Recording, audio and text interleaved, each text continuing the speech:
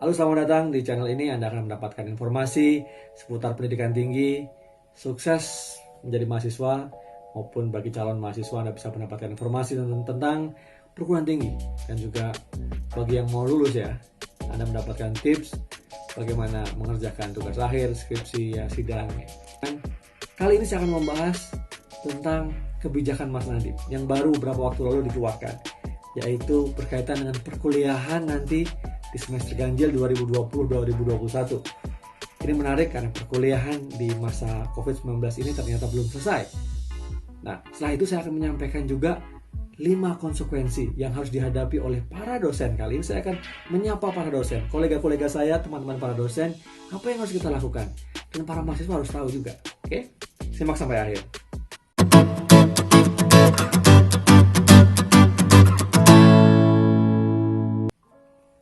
Mas Nadiem Makarim, Menteri Pendidikan dan Kebudayaan kita, beberapa waktu yang lalu menyampaikan 3 hal penting yang kalau kita peras ya berkaitan dengan pendidikan tinggi, perkuliahan di masa COVID ini ya, khususnya di semester ganjil 2020-2021. Yang pertama adalah tahun ajaran baru, tahun perkuliahan tetap dilaksanakan pada bulan Agustus ya 2020-2021. Namun bagi perguruan tinggi keagamaan diberikan kesempatan mulai pada bulan September 2020-2021. Nah, yang kedua adalah perkuliahan yang bersifat teori itu wajib dilakukan secara daring.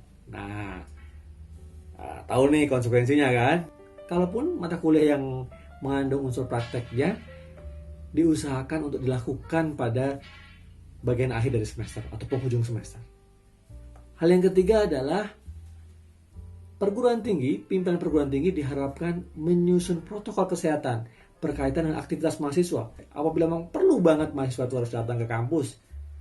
Dan itu pun harus sesuai dengan anjuran atau sesuai dengan aturan-aturan yang akan dibuat oleh dirjen terkait. Misalnya berkaitan dengan kegiatan kemahasiswaan atau mungkin pekerjaan-pekerjaan penyelesaian tugas akhir, ya skripsi, tesis, disertasi yang harus menggunakan lab.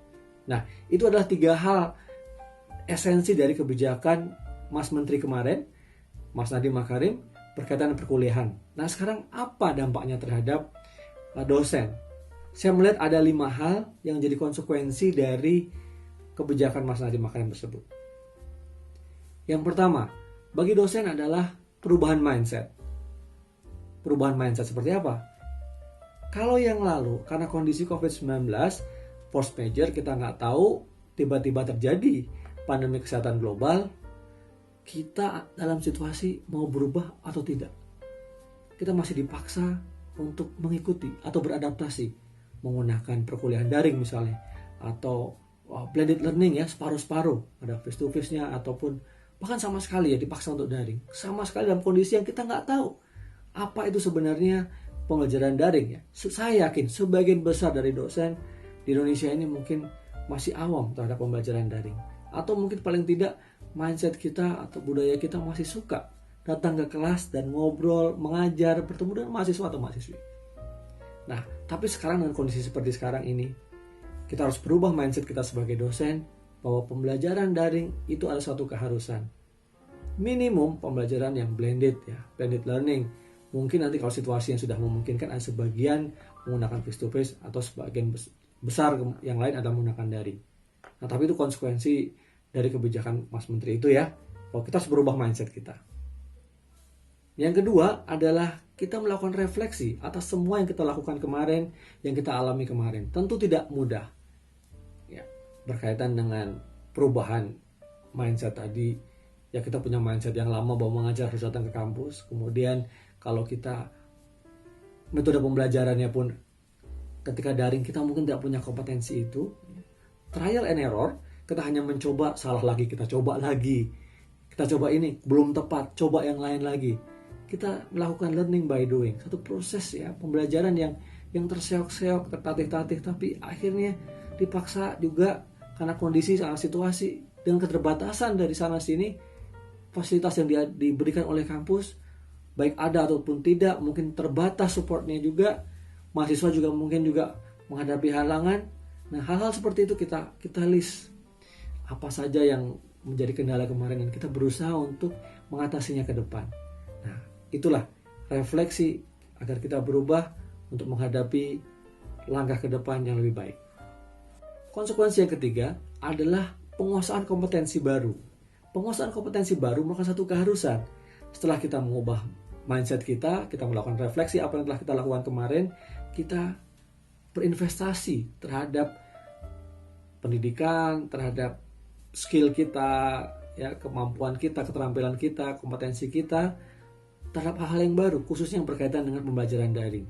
Bagaimana misalnya kita menyajikan materi, bagaimana kita misalnya berbicara, kemudian terpaksa berbicara di depan kamera seperti sekarang ini kan. Tidak mudah satu hal yang menyampaikan materi, ya, memahami, kemudian menyampaikan dengan bahasa kita dengan lebih menarik, sehingga berusaha kita ada hubungan dengan mahasiswa yang kita ajar juga. Nah, berinvestasi terhadap hal-hal seperti itu. Investasi yang tidak pernah rugi. Saya mengatakan investasi bukan biaya, karena itu akan kembali kepada kita. Itu menempel kepada kita. Kalau kita bisa melakukan pembelajaran secara daring, menguasai aplikasi-aplikasi yang kita gunakan, yang selama ini mungkin jarang kita pakai, kemudian kita bertahap lama-lama menjadi paham. Itu akan menjadi kompetensi kita. Apalagi kalau kita melakukan secara berulang-ulang, kita bagi kepada teman-teman kita, para kolega kita, kepada mahasiswa kita, ya insya Allah itu akan memberikan suatu kompetensi kita yang baru. Nah, ini hal yang ketiga yang menjadi hal yang penting untuk kita mau memupuk diri, kita mau belajar hal-hal yang baru, sehingga akhirnya menciptakan suatu kompetensi baru yang berguna buat aktivitas kita, profesi kita. Nah, hal yang keempat berkaitan dengan kebijakan baru, yaitu kampus tempat kita bekerja, perguruan tinggi tempat kita bekerja harus mengakomodasi, harus membuat suatu kebijakan baru berkaitan dengan perubahan lingkungan seperti sekarang ini. Tadi dikatakan bahwa perguruan tinggi harus mengeluarkan protokol-protokol kesehatan, harus membuat satu mekanisme SOP yang baru berkaitan kondisi ini bila ada kegiatan mahasiswa. Nah, disinilah peran dari manajemen, peran dari penyelenggara pendidikan. Bagaimana bisa mengakomodasi perubahan-perubahan yang terjadi, bagaimana mempelajari semua protokol-protokol yang dikeluarkan oleh organisasi internasional seperti WHO ataupun oleh pemerintah, juga tidak hanya oleh Kementerian Kesehatan tapi juga oleh Kementerian Pendidikan, arahan-arahannya seperti apa, harus bisa menerjemahkan sehingga akan tercipta satu kombinasi atau adaptasi dari arahan dari pemerintah namun juga sesuai dengan kondisi yang ada di lapangan. Nah, tentu penyesuaian dengan kondisi masing-masing perguruan tinggi menjadi sangat penting. Tetapi prinsip-prinsip utamanya tetap harus dikedepankan. Nah, ini merupakan satu tantangan, dibutuhkan satu leadership dari manajemen dan juga keberanian melakukan terobosan dan keyakinan bahwa protokol kesehatan yang baru, ya, kebijakan-kebijakan yang baru ini demi kelangsungan dari kampus dan juga keamanan, kenyamanan dari para mahasiswa, dosen, dan tenaga kependidikan dan juga masyarakat. Yang kelima, yang terakhir adalah upaya penciptaan satu budaya baru. Kebijakan yang disampaikan Mas Nadiem tadi memaksa kita untuk mengubah pola pikir kita, mengubah juga kebiasaan-kebiasaan kita. Menggunakan masker, cuci tangan, ya, misalnya kalau kita harus bekerja datang ke kampus misalnya, kita kemudian harus dites juga misalnya apakah rapid test, apa kemudian kita dicek suhu kita, ya. Mungkin menggunakan sarung tangan dan lain-lain. Itu adalah satu budaya baru dalam, orang mungkin bilang sekarang sebagai suatu hal yang kenormalan yang baru, ya. Namun demikian, yang menurut saya yang paling penting bagian dari budaya baru itu adalah people centered culture, satu budaya yang mengedepankan bahwa arti penting hakikat manusia, kemanusiaan dari manusia, nilai-nilai dari kemanusiaan itu sendiri, menghormati keselamatan, menghormati juga kenyamanan, ya, hak-hak orang lain, sehingga budaya itu diciptakan sebenarnya untuk menghargai keberadaan manusia. Misalnya begini, bisa kita bayangkan, apa gunanya kita datang ke tempat kerja atau kita kemudian ke kampus, tapi kita terancam, ya, kita nggak sehat, ya, kita nggak tahu, kita tidak mengindahkan protokol-protokol itu, kita tidak menggunakan masker misalnya, kemudian mungkin juga kita menjadi carrier buat orang lain. Nah, ini kan bisa membahayakan hidup orang lain. Nah, lebih penting lagi juga tentunya adalah jangan sampai membahayakan kehidupan kita sendiri. Nah, inilah terciptakan budaya-budaya baru ini yang tentu akan berkembang, ya, yang akan berkembang, kemudian akan terus bergulir sesuai dengan situasi kemasyarakatan kita.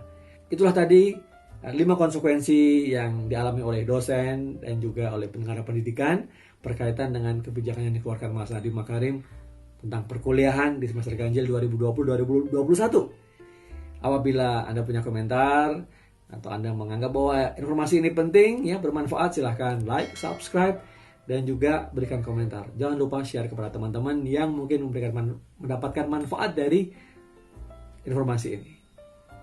Saya yakin pendidikan tinggi Indonesia akan terus maju, terus berkembang, beradaptasi dengan perubahan lingkungan, dan tetap percaya.